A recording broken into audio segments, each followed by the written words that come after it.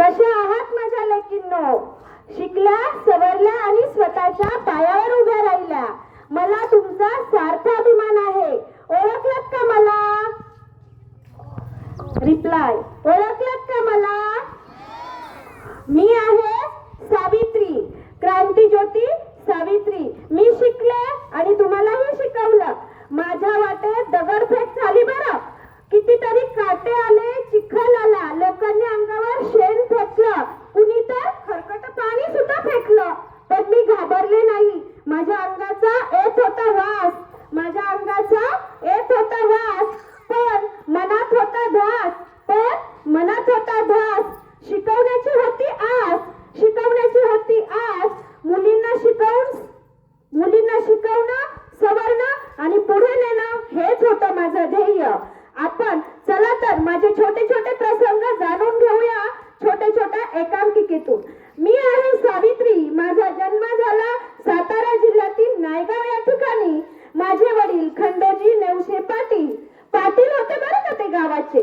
कुणीही त्यांना घाबरत नव्हतं. सर्व लोक त्यांना घाबरायचे. कुणाचं लग्न मोडलं, कुणाची मुलगी विधवा झाली तर तिला केशव पण यायचं. पण माझे वडील हे शिकलेले होते.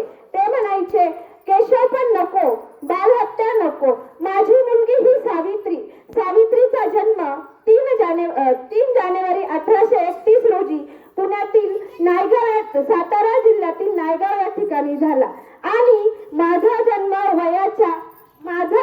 वयाच्या 9व्या वर्षी झाले ते ज्योतिबांशी. ज्योतिबा कुणी साधे सुधे नव्हते बरं. ज्योतिबा होते समाज सुधारक, ज्योतिबा होते क्रांतिकारक. ज्योतिबा म्हणायचे, ओ सावित्री, तू घराघरात पोचशील पण मी पोचू शकणार नाही. तुला मुलींच्या घरापर्यंत जाऊन शिक्षण देता येईल, मुलींना शिकवता येईल. एकदा काय झालं सांगते बरं. एकदा काय झालं, वाटेत ब्राह्मण भेटले आणि ब्राह्मणांनी शूद्र म्हटलं ज्योतिबांना. तर पायाची आग अगदी मस्तकाला गेली. घरी आले आणि म्हणाले, अगं सावित्री, स्वतःला समजतात काय हे लोक? शूद्र म्हणतात, चल आता आपल्याला नवीन क्रांती करायची आहे. आपण पुढे जाऊया, पुढे जाऊया, पुढे जाऊया. तू उभी राहा, मी तुझ्या मागे आहे.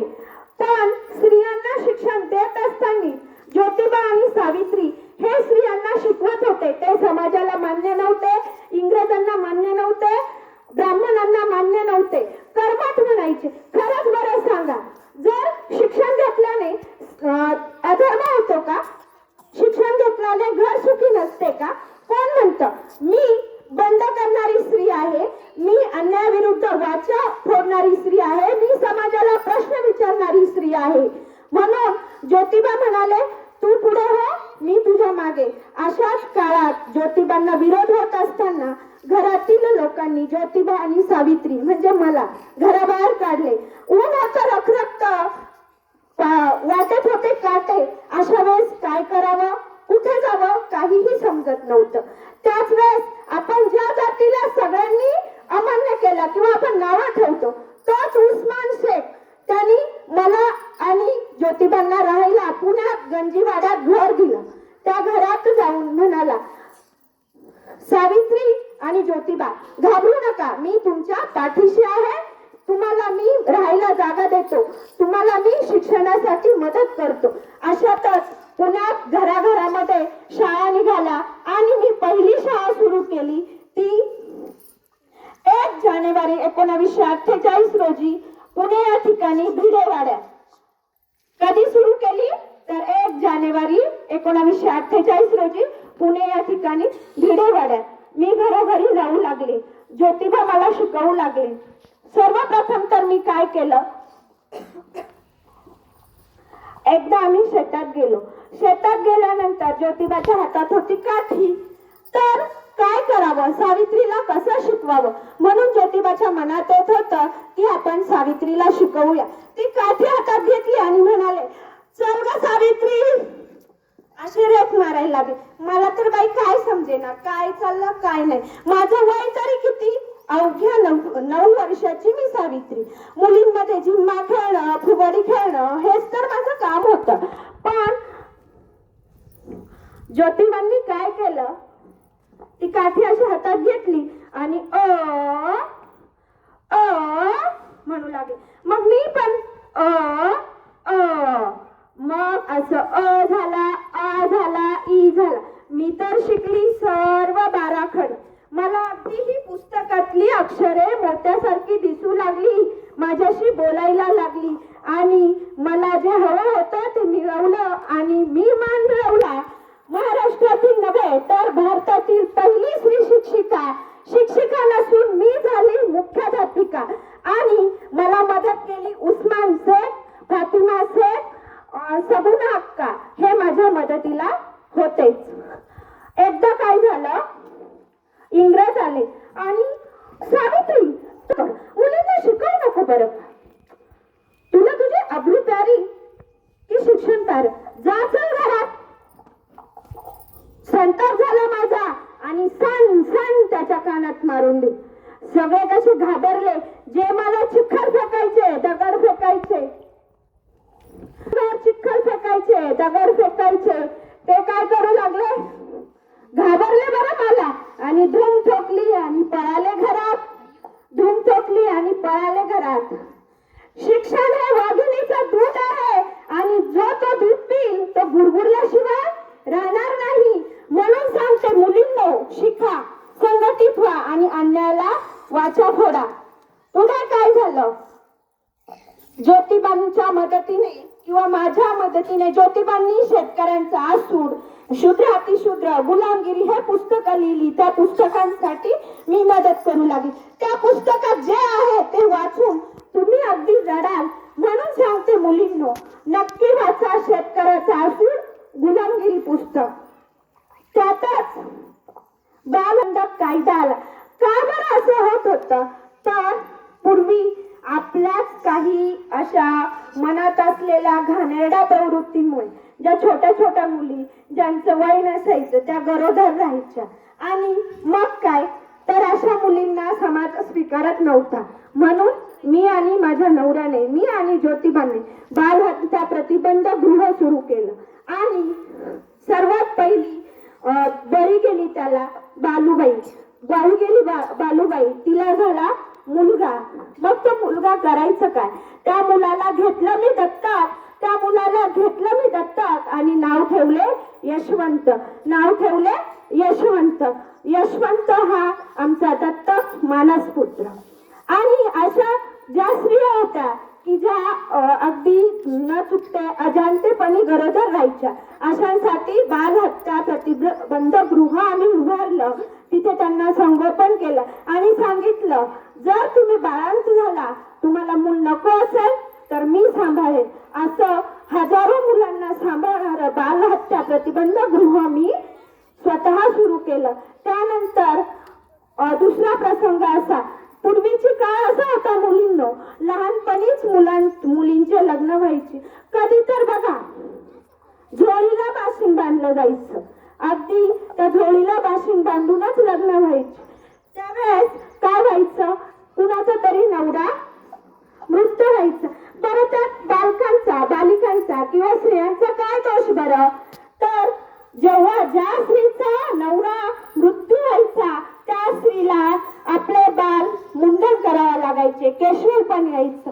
अशा वेळेस सर्व नाविकांचा संप आम्ही दाम्पत्यांनी घडवून आणला, संप केला, ही प्रथा बंद केली आणि त्यात आम्हाला साथ दिली इंग्रजांनी. चला पुढे जाऊया.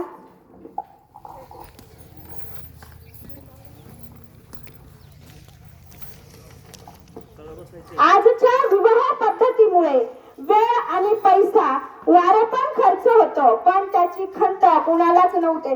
पोरीचा बाप जर गरीब असेल तर लग्नविधीमध्ये त्याचा जीव अगदी मेटाकुटीला येतो. करावं काय, हुंडा बळी जातो. त्याचमुळे कदाचित समाजाला मुलगी नको असते अशी काय असते शंका. शासन मुलींना वाचविण्यासाठी लेख वाचवा, लेख शिकवा यासारखे अभिमान राबवत आहे.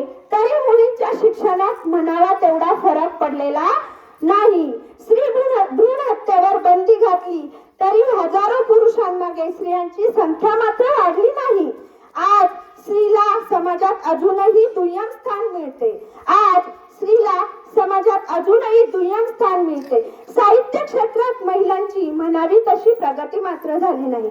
ज्या प्रमाणात पुरुष मंडळी लिहितात त्या प्रमाणात प्रकाशात येतात. स्त्रिया देखील लिहितात, पण त्या प्रकाशात येत नाही, त्यांना अंधारातच ठेवलं जातं. काही वर्तमानपत्रे महिलांसाठी खास जागा ठेवतात आणि पुरवणी सुद्धा काढतात, जेणेकरून स्त्रियांना लेखनाची संधी दिली जावी. पण इथे ही त्याच महिला नियमित लेखन करतात, कविता लिहितात, लेख लिहितात, पण त्या प्रकाश झोतात येत नाही, अभिव्यक्त होण्याची संधी मिळवता येत नाही. परंतु महिला कोणत्या ना कोणत्या त्या कारणांपासून, स्वतःच्या प्रसिद्धीपासून त्या वेगळ्याच ठेवल्या जातात. मनात एक अनामिक भीती असते. अशा परिस्थितीमध्ये सुद्धा महिला प्रसिद्ध माध्यमाच्या क्षेत्रात पुरुषांपेक्षा नक्कीच काकणभर चांगले काम करू शकते. महिलेच्या सुरक्षिततेचा प्रश्न देखील कायम आहे. बघा, आपण बघितलं आत्ताच नवीन घटना 16 नोव्हेंबर रोजी मालेगाव या ठिकाणी अगदी 3 वर्षाच्या बालिकेचा एका नराधमाने गळा घोटून दगडाने ठेचून तिचा जीव घेतला. खरंच आज तुम्ही असं बना की समोरच्यानी वाकड्या नजरेने पाहण्याची ताकद सुद्धा कुणी करू नये आणि त्यासाठी तुम्हाला शिकलं पाहिजे, सवरलं पाहिजे, अन्यायाला वाचा फोडली पाहिजे. आज आपण यज्ञबाळाला कार्यक्रम संपल्यानंतर श्रद्धांजली अर्पण करणारच आहोत.